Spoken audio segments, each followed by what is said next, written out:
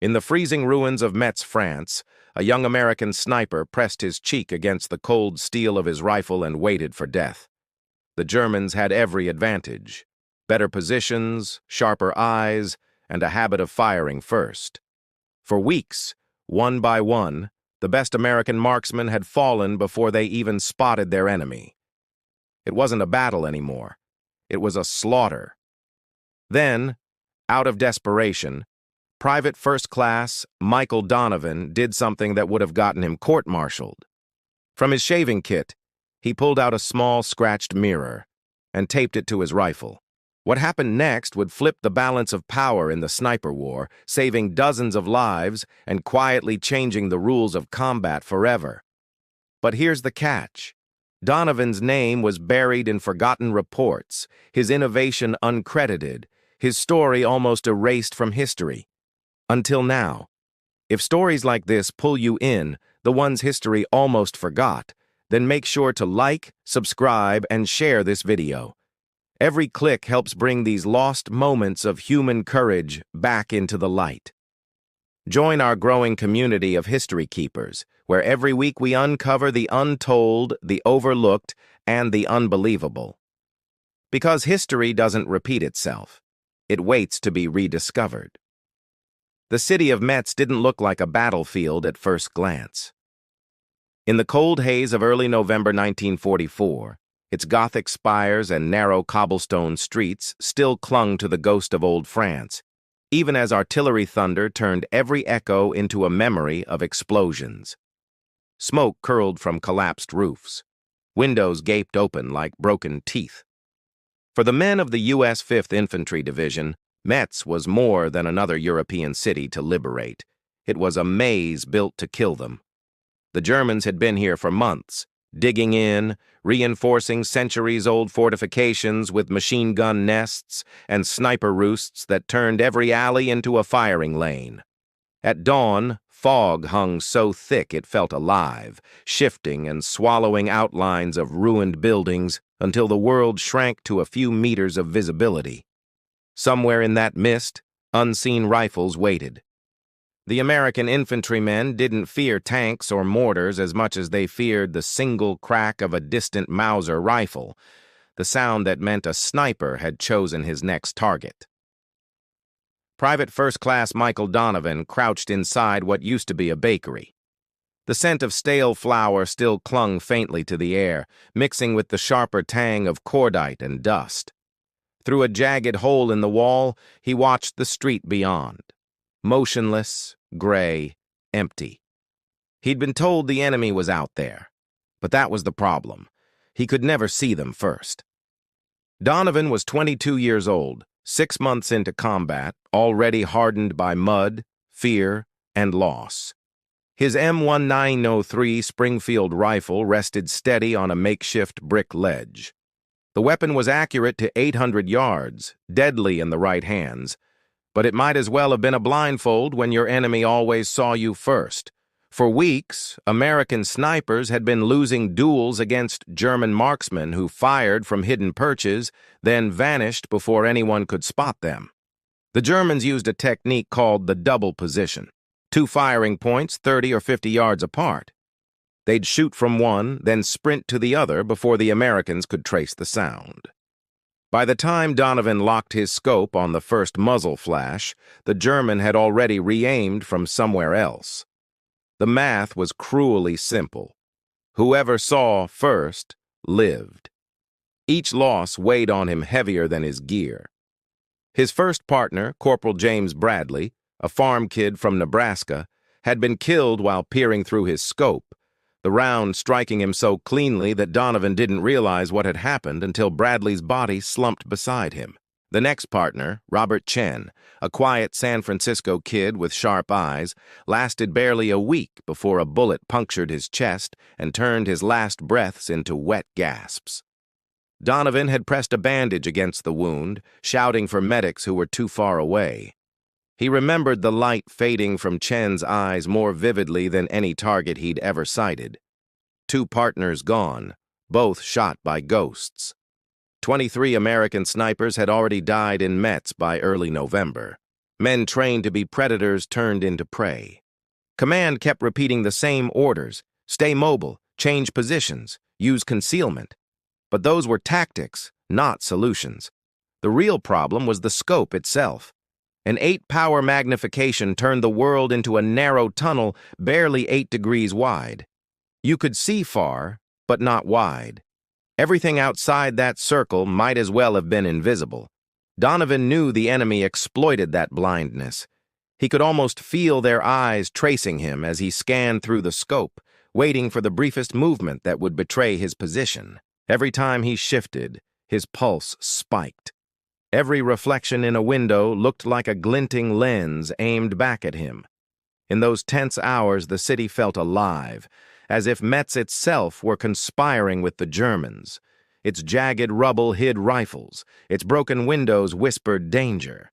Yet beneath that terror ran something else, a quiet resolve. Donovan wasn't ready to die in this city of traps. He began to watch not just through his scope, but through every surface that might offer a hint of movement. A puddle's reflection, a shard of glass, the glossy edge of a spent shell casing. Somewhere in the back of his mind, a thought began to form. What if he could somehow see behind himself without turning? What if the answer to outsmarting German snipers wasn't another weapon or tactic, but a new way of seeing? Michael Donovan wasn't born a soldier. He was built into one by circumstance. Before the war, he worked in a steel factory outside Pittsburgh. 12-hour shifts beside roaring furnaces, the kind of labor that hardened the body but left the mind restless. He'd grown up during the Great Depression, when work was survival and dreams were a luxury.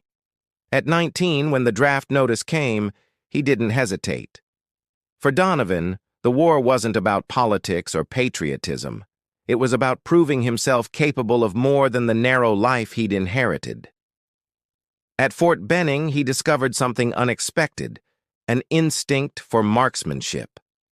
While others flinched at the recoil of a rifle, Donovan remained still, steady, almost calm. Instructors noticed. He had the patience to wait for the wind to settle, the discipline to breathe between heartbeats. In sniper school, he graduated near the top of his class, not because he was fearless, but because he was meticulous. Every shot, every adjustment, was a puzzle to be solved. What he didn't realize then was that combat would turn those puzzles into nightmares.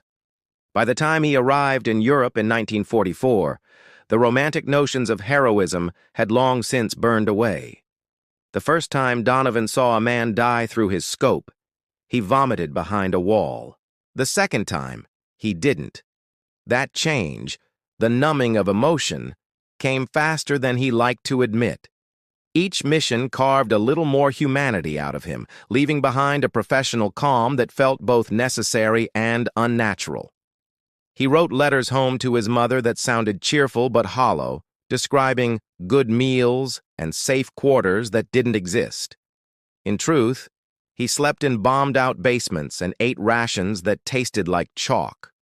He learned how to tell the difference between the whistle of incoming mortar fire and the sharper crack of a sniper's round. He learned that in Metz, even the silence had weight. When the 5th Infantry moved into the city, Donovan's assignment was simple: find enemy snipers before they found his men. But nothing about that task was simple anymore. The Germans were too good, too patient, too familiar with the terrain. They'd fought here before. This was their fortress. Every failure felt personal. After Bradley died, Donovan blamed himself for not spotting the glint of the German scope in time. After Chen, he stopped blaming anyone at all. Grief, he realized, had no use in combat. It was a distraction that could get him killed. But in the quiet moments between firefights, the memories crept in anyway. He'd stare at his rifle in the dark and think about how both partners had died doing the exact same thing, looking through their scopes. That single act, meant to protect them, had become a death sentence. The irony gnawed at him. The instrument that gave them precision also stole their awareness. The longer he studied the problem, the more it haunted him. How do you see what's outside your vision? How do you defend yourself from something you can't even perceive? It wasn't just a tactical question anymore, it was survival, pure and simple. Donovan wasn't thinking like a soldier now, he was thinking like an inventor trapped in a war zone. One night, unable to sleep, he pulled a small shaving mirror from his pack. The metal edges were scratched, the surface dull from use, but it reflected enough light for him to see his own tired eyes staring back. He turned it in his hands, watching the reflection shift with every angle. It was such a simple object, one every soldier carried without a second thought. But to Donovan, it suddenly looked like something more. A possible answer to the problem that had been tormenting him. What if he could use it not to see himself, but the battlefield around him? A mirror could reflect what a scope could not. The unseen. The idea felt absurd at first, almost laughable. But in war, absurd ideas sometimes saved lives. Sitting there in the flicker of his flashlight, he didn't know it yet. But that ordinary mirror would soon become the most extraordinary tool of his life. A small, reflective rebellion against the inevitability of death. For 3 nights, Michael Donovan lay awake in the dim ruins of what used to be a hotel, replaying the same thought over and over. How do you see the threat you aren't looking at? The question gnawed at him more than hunger or fear. Metz was quiet after dark. Too quiet. The wind whispered through shattered walls, carrying the faint crackle of distant gunfire, the occasional thud of artillery miles away. Every sound felt amplified by the emptiness. He couldn't sleep, not with the memories of Bradley and Chen flickering behind his eyelids. Each had died because of the same flaw, the tunnel vision forced by a sniper's scope. 8 degrees of sight in a world that required 360. Donovan stared at the mirror from his shaving kit, holding it up toward the faint moonlight seeping through a cracked window. The reflection caught the pale beams and scattered them softly across the wall. In that moment, something clicked. It wasn't the rifle that needed changing. It was the way he looked at the world through it. The next evening, while the rest of his platoon caught what little sleep they could, Donovan began experimenting in secret. He cleared a corner of the room, propped his Springfield on a broken chair, and started testing angles. The rifle was his lifeline. He knew its balance, its weight, the precise feel of the trigger under his finger. Any modification, no matter how small, could throw off his aim. But he was desperate enough to take the risk.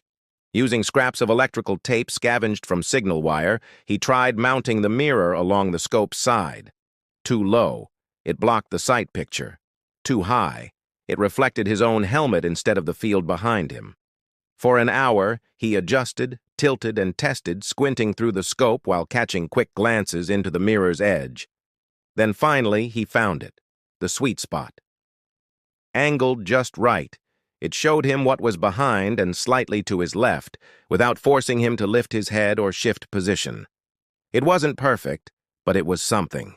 His hands trembled as he taped it in place, not from the cold, but from the weight of what he was doing. Unauthorized modifications could mean disciplinary action, or worse. But he'd already buried too many friends to care about the rule book. When he finished, he sat back and stared at his work. The mirror looked crude, taped metal and improvised ingenuity, but it held steady. Donovan tested it again, peering through the scope and then flicking his gaze to the reflection. It worked. He could see the room behind him, the shattered doorway, even a rat scurrying across the debris-strewn floor. The mirror opened up a world his scope had hidden. For the first time in months, Donovan felt something he hadn't felt on the battlefield. Control. A fragile, uncertain control, but enough to ignite a spark of hope. He imagined how this could play out in the field, spotting a glint from a side window, catching the flash of a muzzle that would have gone unseen, gaining the seconds he needed to live. It wasn't a weapon, it was awareness. And in Metz, awareness was survival. He cleaned up the tape scraps, packed away his gear, and sat quietly for a long time, staring at the rifle. The mirror caught his reflection once more. Hollow eyes, dirty face, and a trace of defiance. He didn't know if it would work, but he knew he had to try. When dawn crept through the ruins, painting the city in shades of ash and silver, Donovan was ready. His partner that day was a 19-year-old Texan named Sam Martinez, fresh from training, full of nervous energy and trust in the man beside him. When Martinez noticed the mirror taped to the rifle, he frowned. "What's that for?" he whispered. Donovan looked at him and answered with a calm that almost surprised himself. "Survival," he said. No further explanation needed. Together, they made their way toward their new position, a bombed-out bakery on the edge of the industrial district. The air was damp, heavy with smoke. Somewhere ahead, German rifles waited in silence. Donovan's heart pounded, not from fear, but from anticipation. This was the test, the moment where an idea born from grief and desperation would either save his life or mark his end. The morning they moved into position, the fog was so thick it felt like the city itself was holding its breath. Donovan and Martinez crept through the shattered remains of the bakery, boots crunching softly on broken glass. The walls were pockmarked with bullet holes. The roof half collapsed, sunlight bleeding faintly through the dust. Donovan chose a corner near a broken window, stacking pieces of debris to create a firing rest. The air smelled of ash and burnt wood, and every sound, the distant rumble of artillery, the creak of loose boards, seemed sharper, closer. They didn't speak much. Martinez was green, his hands trembling slightly as he checked his rifle, but he followed orders with the kind of obedience that came from fear. Donovan adjusted his mirror, making sure it hadn't shifted during the move. Through the scope, the world narrowed to a perfect, deadly stillness. The outlines of the factory complex 400 yards ahead, the jagged frames of shattered windows, the pale morning light filtering through the smoke. This was it, the first real test of his invention. A mirror taped to a rifle might sound like madness, but in Metz, madness had become the only form of innovation left. For nearly an hour, Donovan scanned the factory across the street, slow and methodical, the way he'd been trained. Nothing moved, no muzzle flash, no flicker of motion, only the eerie calm before violence. Then, just as his eyes began to ache from staring through the scope, something shifted. A dark blur behind a broken window on the third floor. He froze, breath shallow, finger resting on the trigger guard. Was it debris, a trick of the light, or a German sniper preparing to fire? He steadied his aim, calculating the distance, the wind, the drop. Everything lined up for the shot. But just as he was about to squeeze the trigger, a faint flicker caught his eye. Not ahead, but in the mirror. Movement, subtle and quick, in a window behind them. Donovan's pulse spiked. He didn't turn his head, didn't dare.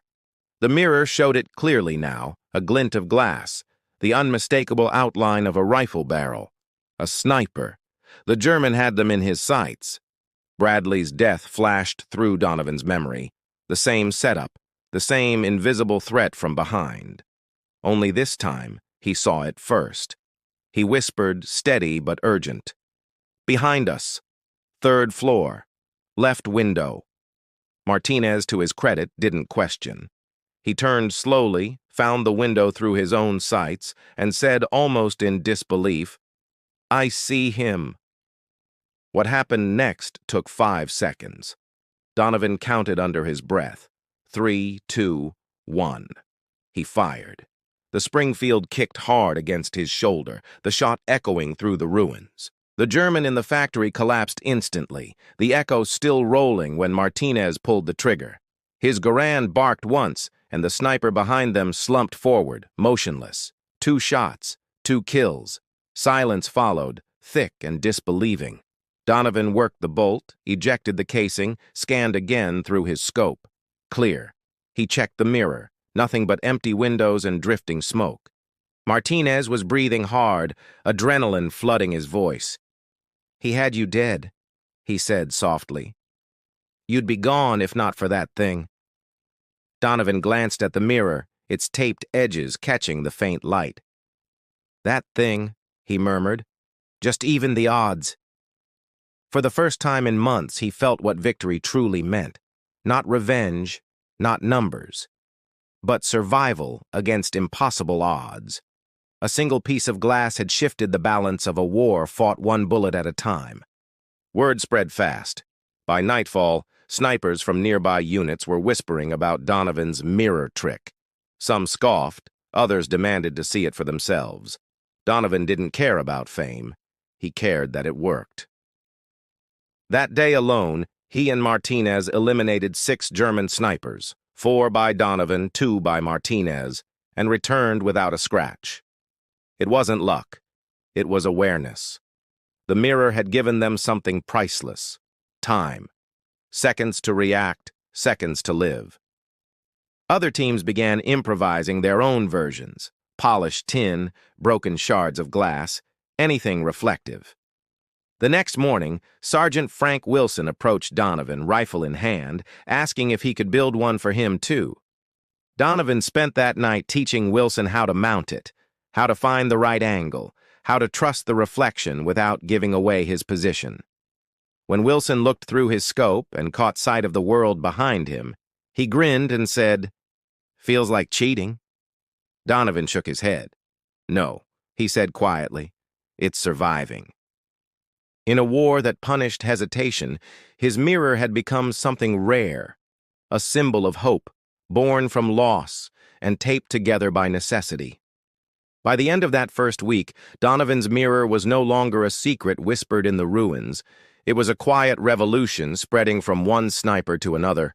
In a city where every movement could mean death, word traveled fast. Men who had lost friends in Metz began showing up at Donovan's position, rifles slung over their shoulders, asking in low voices how he'd done it. He'd show them the same way he'd shown Wilson, carefully, patiently, step by step. There was no blueprint, no official design, just a piece of reflective metal and enough tape to keep it in place. Some used broken car mirrors scavenged from wrecked Jeeps. Others used polished ration tin lids or shards of shattered window glass. They didn't care how crude it looked. What mattered was that it worked. One by one, rifles across the battalion began to glint faintly in the gray light. At a glance, the modifications looked ridiculous. Taped contraptions that any officer would have dismissed as battlefield tinkering. But in Metz, those small mirrors turned snipers into survivors. For the first time, American marksmen weren't just fighting back. They were winning. The change in the numbers came almost overnight. In October, American snipers had been losing 2 men for every German they killed. By mid-November, the ratio flipped to 4-1 in their favor. The Germans noticed it too. Their once predictable dominance began to crumble. They started firing from longer ranges, testing the Americans' new awareness. But even from 600 yards, Donovan's mirror gave early warning, a flicker of light, a movement at the edge of vision, just enough to react. What had begun as one man's desperate experiment was rewriting the unwritten rules of sniper warfare. Wilson came back from a mission near the cathedral, grinning like a man reborn. "Caught 2 of them trying to flank me," he said, holding up his rifle with pride. "They never saw it coming." That night, he told every sniper who would listen. Within 48 hours, nearly a dozen rifles bore mirrors. The modification spread not through orders or manuals, but through stories, each told with the urgency of men who understood that survival depended on it. Even the officers couldn't ignore the results for long. Captain Robert Hayes, commander of the sniper platoon, had heard the rumors but assumed they were exaggerations. Then, during an inspection tour on November 10th, he climbed up to Donovan's post and saw the mirror for himself. For a long moment, he just stared. Regulations were clear. Unauthorized modifications to military weapons were strictly prohibited. Donovan expected the worst: confiscation, punishment, maybe reassignment. But Hayes wasn't blind to results. He examined the setup, tested the angle, peered through the scope, and instantly understood what it did. When he asked how many rifles had been altered, Donovan answered honestly, "9 so far, sir." Hayes nodded once, then said something Donovan would never forget. "By tomorrow morning, I want every sniper rifle in this battalion to have one. That's an order." It was the first and only time Donovan had ever seen a regulation broken in the name of common sense. That night, he and 3 others worked by candlelight, cutting strips of tape, scavenging every mirror they could find. By dawn, every rifle in the unit had a reflection shining faintly beside its scope. The transformation was more than tactical. It was psychological. Snipers, who had once lived in constant fear of unseen death, began to feel a new kind of confidence. For the first time, they believed they could match the Germans on equal footing. Metz itself seemed to shift with them. Streets that once felt haunted now carried the sharp crack of American rifles, answering fire instead of avoiding it. The mirrors became talismans of survival, each one slightly different. Some dented, some cracked, some perfectly smooth, but all serving the same purpose. Donovan didn't ask for credit. He didn't even keep track of how many he'd built. When other snipers thanked him, he only said, "Just make it count." By the time the battalion pushed deeper into the city, the men had started calling the mirrors Donovan Eyes. It was never official, never written down, but it spread the way real legends do, not through reports, but through the lives it saved. By late November, the sniper war in Metz had changed completely. What had begun as a slaughter was turning into a contest, and then, astonishingly, into a rout. The Germans, once patient and unerring in their precision, now found themselves hesitating. They had relied on invisibility, on the certainty that the first shot was theirs. But the Americans weren't blind anymore. Donovan's mirror had stripped away that advantage. Through those small, reflective surfaces, the battlefield widened. A sniper who had once seen only what lay ahead could now sense movement to the sides, flashes behind, the subtle shimmer of danger in places that used to be invisible. The results were undeniable. German shots missed more often. American return fire came faster. There was a quiet shift in morale, something fragile but unmistakable. For the first time, the men of the 5th Infantry Division believed they could win not just by force, but by ingenuity. And for Donovan, that belief felt heavier than any medal. He had given them something no weapon could, a way to feel alive in a place designed to kill them. The Germans, stunned by the sudden reversal, tried to adapt. They began using longer-range engagements, stretching the distance between them and the Americans to 600 or even 800 yards. They changed positions more frequently, fired from deeper concealments, and coordinated shots from multiple angles. But even then, the mirror made the difference. Donovan's teams learned to pair off, one man watching the scope, the other glancing into the mirror, calling out threats before they could strike. It became a silent dance of awareness, the kind of coordination that couldn't be taught in training manuals. And as the days passed, something remarkable happened. The fear that had once shadowed every sniper's movement began to fade. They no longer flinched at the crack of a distant rifle. They answered it.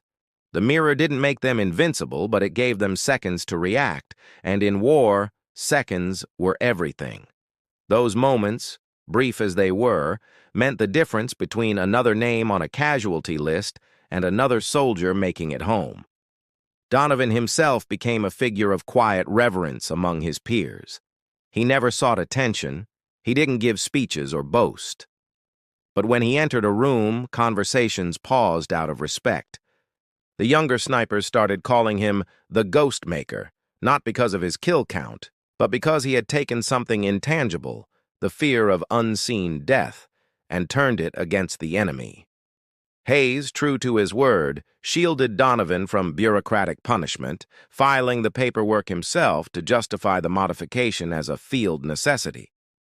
Even so, higher command had begun to take notice. Reports from Metz mentioned unusually high enemy sniper casualties and an unprecedented drop in American losses. Headquarters sent observers to investigate, but they arrived too late to understand the real reason behind the shift. To them, it looked like improved tactics, better coordination, sheer luck. They didn't realize that the secret was staring them in the face, taped crudely to the side of every rifle. By December, Metz was nearly secure. The city that had once swallowed American lives by the dozens now stood quiet, conquered.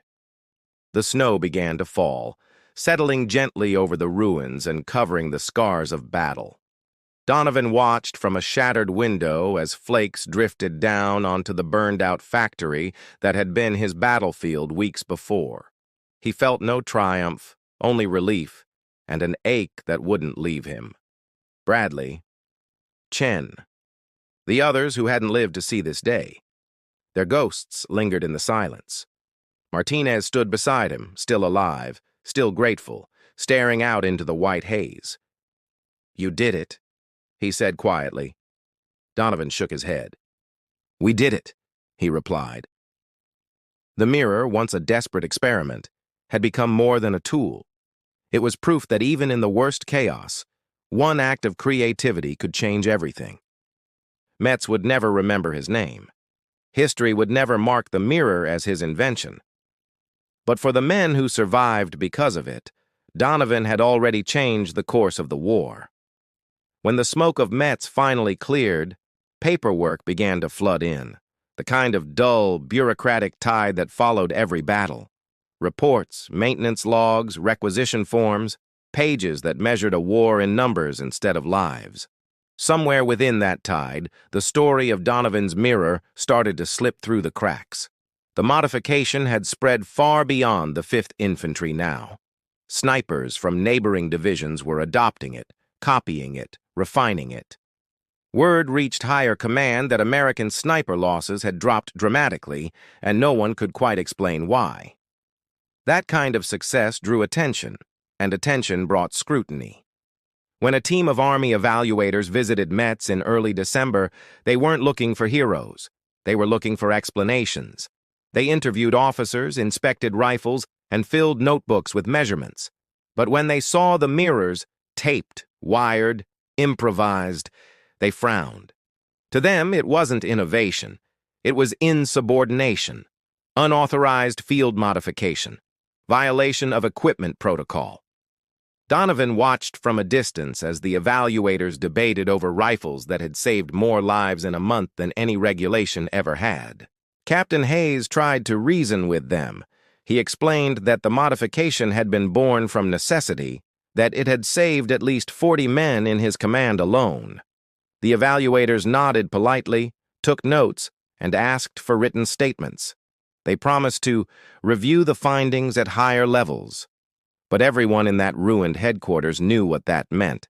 Delay, paperwork, silence. The Army didn't like improvisation, even when it worked. Discipline was the foundation of command. If every soldier started modifying gear on their own, chaos would follow. What they failed to see was that chaos had already come, and it was precisely within that chaos that men like Donovan had found solutions. A week later, an official memo circulated through the division. Unauthorized attachments to optical equipment are to be removed pending further evaluation. Hayes ignored it. So did most of the snipers.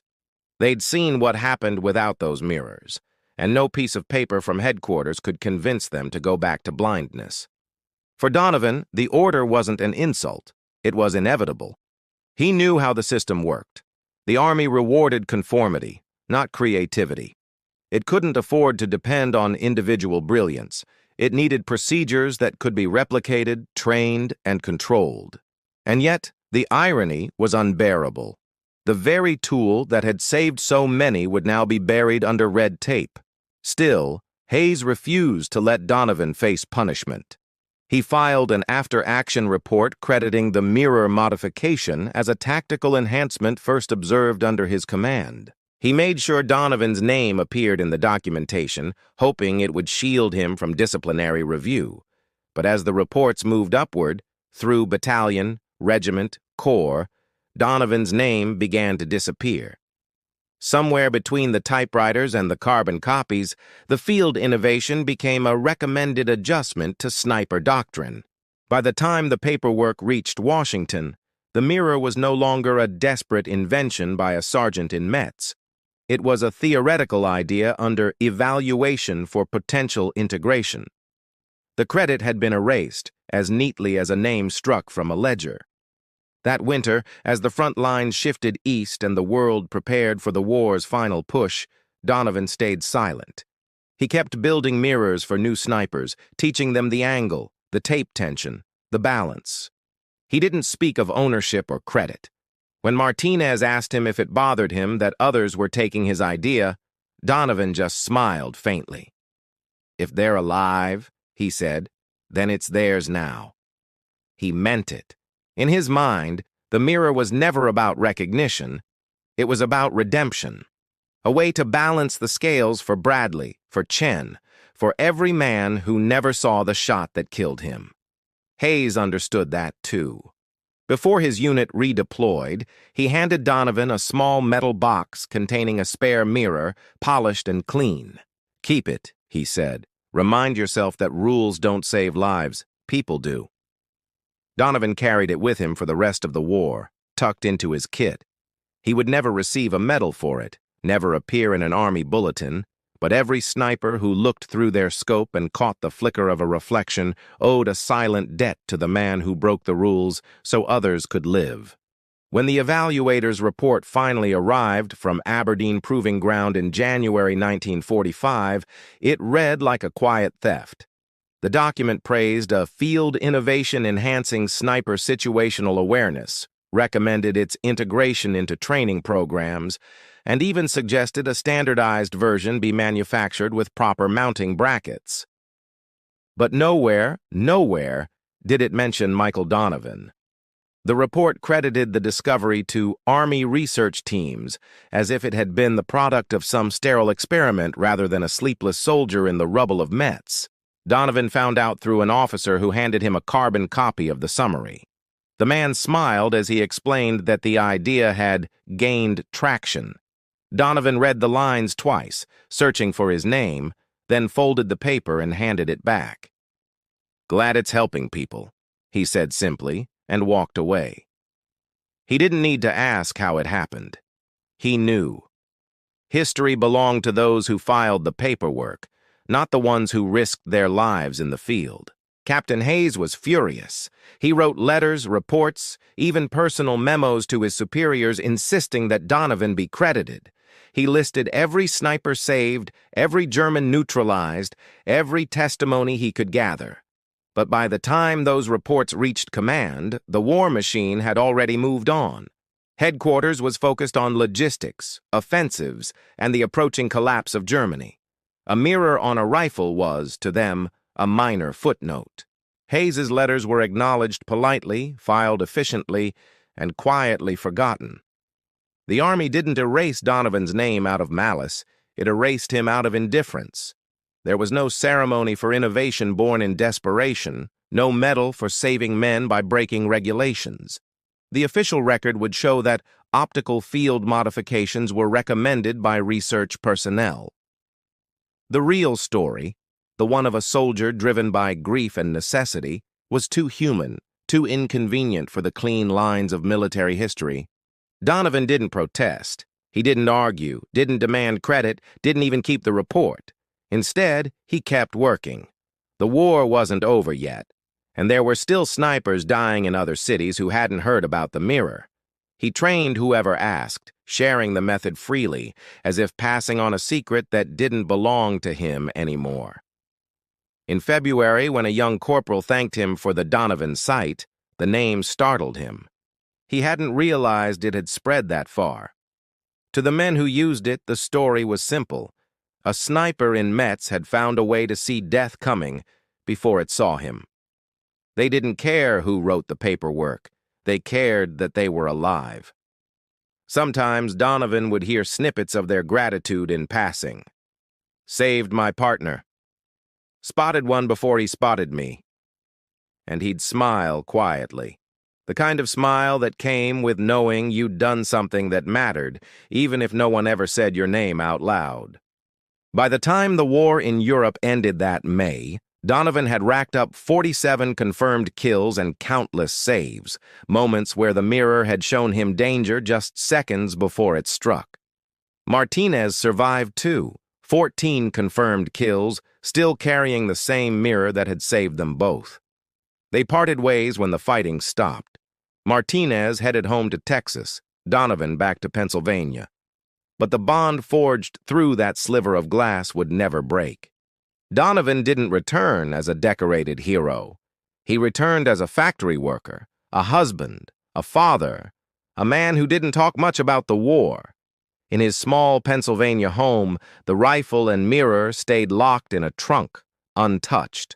The world moved on. New rifles, new scopes, new wars.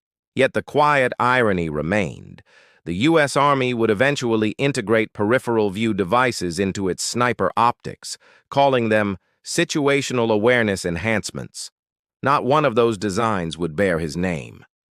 His mirror had changed history, but history had forgotten the man behind the reflection. Decades slipped by before anyone thought to ask who had first taped a mirror to a rifle. The wars that followed had their own heroes, their own stories of innovation and sacrifice. Donovan's generation faded quietly into the background of history, their memories tucked into footnotes and archives. By the 1960s, military technology had advanced far beyond his crude invention. Modern scopes offered wider fields of view, range finders, and even early light-gathering optics. To most soldiers, the idea of a mirror on a rifle sounded like a relic of desperation. Yet buried deep in the National Archives, one historian stumbled upon a maintenance log from 1944 mentioning field modifications involving reflective attachments, credited to PFC M. Donovan. The name caught his attention. He'd never heard of Donovan, nor had anyone else. Intrigued, he began to dig. One reference led to another, an inspection report from Metz, a few forgotten photographs, and finally a single surviving after-action note signed by Captain Robert Hayes. The historian realized he had uncovered the faint traces of something remarkable, a story that had almost vanished. His research took months. He tracked down veterans from the 5th Infantry Division, combed through old letters, and followed the fragile threads of memory. Eventually, he found Sam Martinez, now a retired police officer in Houston. When the historian asked about Donovan, Martinez's eyes softened. He told him everything, about Bradley, about Chen, about that night in Metz when Donovan had taped a shaving mirror to his rifle because he refused to die the same way his friends had. Martinez's voice cracked when he spoke of it, because even 40 years later, he could still see the moment that mirror had reflected death and given them life instead. The historian listened, recorded every word, and realized that the story wasn't just about an invention, it was about the kind of courage that history too often overlooks. Donovan hadn't been chasing glory, he'd been chasing survival, and in doing so, had redefined it for everyone around him. The historian's article was published in 1989, tucked inside a small military history journal with a modest readership. It wasn't flashy. There were no headlines, no ceremonies, no sudden fame. But among veterans, it spread like a quiet spark. Letters began to arrive, some from snipers who remembered using the mirror, others from families who'd lost men in Metz and never knew someone had tried to protect them. One widow wrote that reading the story gave her peace after 40 years of wondering how her husband had died. Another man, a retired sniper from a different division, wrote that he'd used a mirror himself after hearing about it during the war. "It saved me twice," he wrote simply. "Tell Donovan thanks." The historian mailed that letter to Donovan, who by then was 67, living a quiet life in Pennsylvania. When he read it, he smiled faintly and said to his wife, "I guess they finally found me."